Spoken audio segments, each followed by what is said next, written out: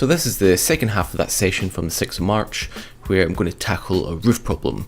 Kind of just goes up vertical here, then out onto the roof for a bit, then back vertical again.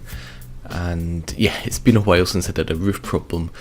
Probably 9 months since my last one, and probably ever maybe 3 and 4 in total. At least that's all I can remember. Yeah, so I think just through the sheer neglect of it, roofs have become a weakness, I think, definitely. Just doing it here doing this problem feels unfamiliar, like using heel hooks and toe hooks and using tick marks and stuff just doesn't feel very natural, or feeling upside down is not very natural. But then, of course, that's kind of expected for not doing them in 9 months. So this first part, kind of my mistake here, is not scouting out all the holds that are available to me. I faff about here for a while, not realising there's actually the tick marks you can see here are where some of these other green holds are. So we've got one here, then a couple further along as well. So starting again, kind of up left with my hand there, and get myself set up and out right to that hidden one. I'm actually going to use that as a heel hook in a minute. So I can go out left with my left hand to a decent enough hold. Bump with my right, then I can freeze up that hold to stick my heel on. So left hand, that's onto a huge hold. And I'm going to bump right again. Can only use the tick mark as a guide, that's why I almost miss it. And I think next step is bring my left foot to match with my left hand. Basically a massive one. Yeah, even though I've not did toe hooks often, I just felt so easy. It's just very big. But then here I get kind of stuck and realise I've actually got another hold there I can use as a toe hook or a heel hook. So I'm going to try that here. Stick my heel on, and so the next part I need to swing out, grab hold. I go for the middle here, not realising it's actually 2 holds, but they're actually further to the left and right of where I was going. Then another green one, it's kind of hidden behind that red one, but that's too far to reach. So jumping back on, bump here, get my toe hook locked in, can now match.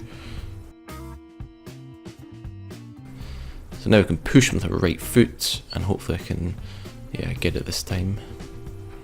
And leaving space means I can bring that heel over. Just really engaging the hamstring there, keeps me on.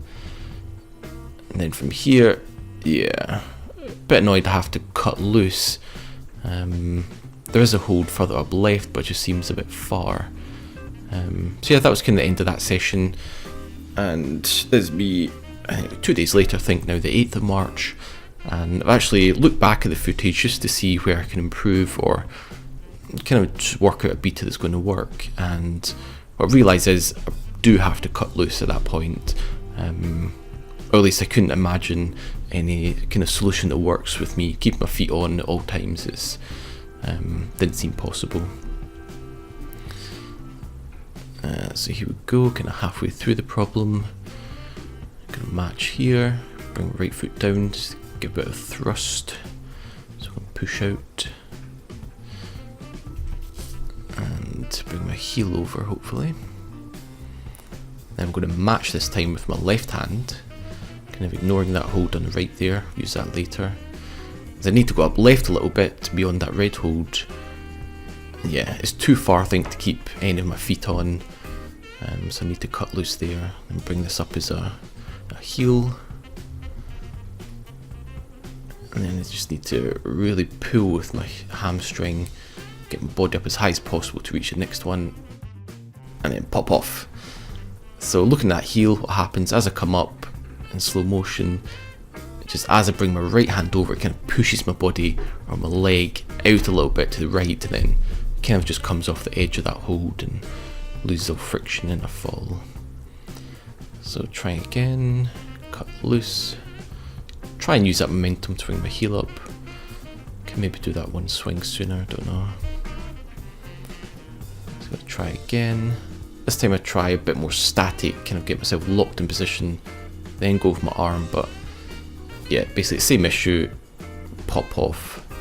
So I think static's pretty much the same problem as dynamic. We'll try and go a bit more dynamically, it should be a bit easier, but yeah, I keep failing here. Yeah, tricky. So having to think about it, I don't think there's any other way around that, so basically just have to keep that heel on, really drive upwards and then latch that hold with my right hand. So kind of that's the plan, I'll just have to execute here. So starting from the start.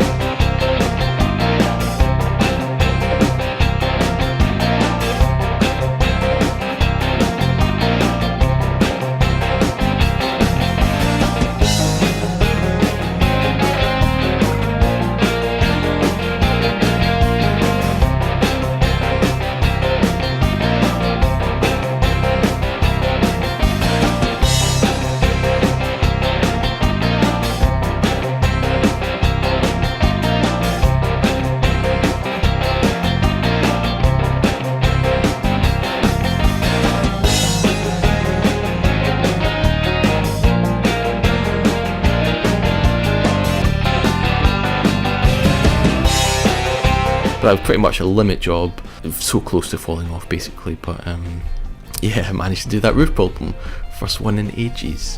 Yeah, but it would have been nice to do that last move and kept that heel on, but that was good enough, I was pleased. And so the rest of the session I jump on my problem, my project, this wooden one. Even though that green one took quite a while, quite a bit of energy, still felt as though it had enough left in the tank to try this wooden one. And so out this pinch here.